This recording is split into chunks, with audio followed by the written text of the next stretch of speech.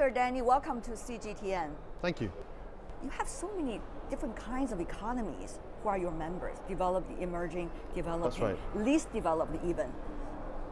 So it makes your selection of projects extremely diverse. Well, AIIB is a brand new organization, the first time that there has been a multilateral organization like this with a specific focus on infrastructure headquartered in China.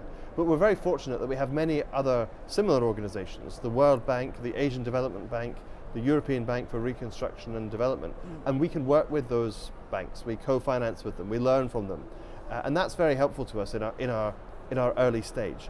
But you're right, we can lend in projects in a very diverse range of countries, and a very diverse range of sectors. And so one of the things that we must do is identify what are the areas that we want to focus on. Yeah. And really that is connectivity between countries, it's sustainable infrastructure to help countries with their agenda to become more sustainable, as in the Paris Agreement, for example. And it's projects which help to mobilize more private sector finance as well as government finance. What is the procedure? Well, countries come to us with projects, or companies bring projects to us, or we work with those project sponsors to develop projects. And in the end, we must test them. We must make sure that they live up to our policies. That they, for example, any project funded by the AIIB must have open procurement.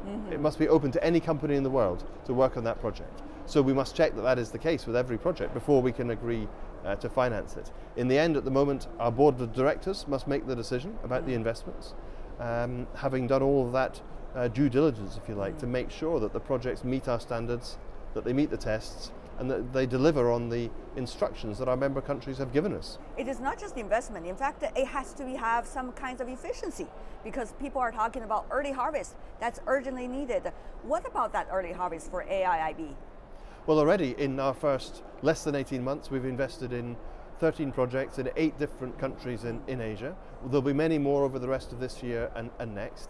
But of course, it's also important that as an organization which sets very high standards in the way that we work, very high standards for governance, for environmental and social management, that we also work carefully to make sure that each project is a high quality project that we can invest in.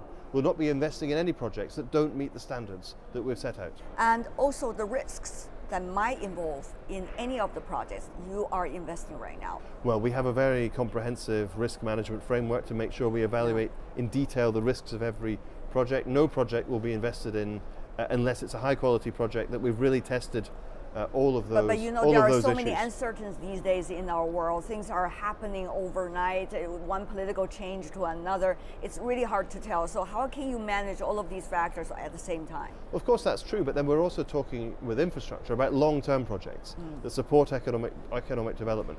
For a bank like ours, we must be diverse. We must invest in many different places and different kinds of projects so that we spread the risks across the portfolio. But the most important thing is to have the expert people on our team who know how to assess the risks, and I'm pleased to say that we're recruiting people of the highest caliber from all around the world to come and help make the AIIB a successful new international financial institution.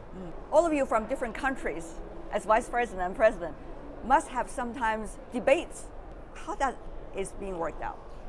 Well, we have a lot of debates, and we have a very good international team, a very high quality team of people. But in the end, our job is to make sure that the bank delivers on the instructions that we've been given by all of our members, which is to invest in infrastructure, but to do so in a way that is environmentally sustainable, socially acceptable, economically beneficial. And so we must apply the same standards to every project. Meanwhile, it is not just Asia. Even though it is called Asian Infrastructure Investment Bank, it's going beyond Asia to Europe and other continents as well.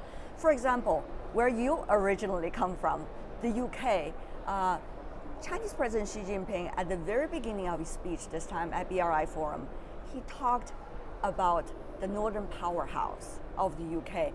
How is that approaching so far? Well, I was pleased to hear the reference to the Northern Powerhouse. I was part of the team that put it together when I was in the British government. That's right. Before coming here.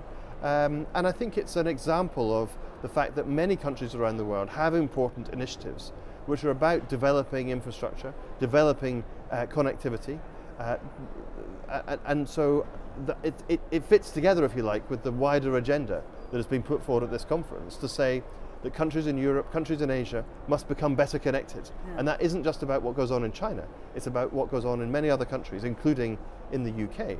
And of course the UK has many great companies, we have the City of London to help mobilise finance. So there's a big role for the UK too in mobilising the resources for projects across the region. But Sir Danny, UK is now experiencing something very dramatic right now because you need to go Brexit. And yet, what would that mean for UK's role in BRI, even though UK is one of the earliest developed economies to join? However that works out, it's important for the UK to develop wider connections around the world, to build its links with Asia, to build its links with other regions, because those economic and political links are going to be increasingly important in the coming years. And so I was delighted to see Philip Hammond, the UK Chancellor, here speaking in the plenary session earlier, along with other European leaders. And that's a good sign, I think, for the cooperation between the UK and China and the UK and Asia. Thank you so much, Sir Danny, for being with us on CGTN. Thank you. All the best. Thank you very much. Thank you very much.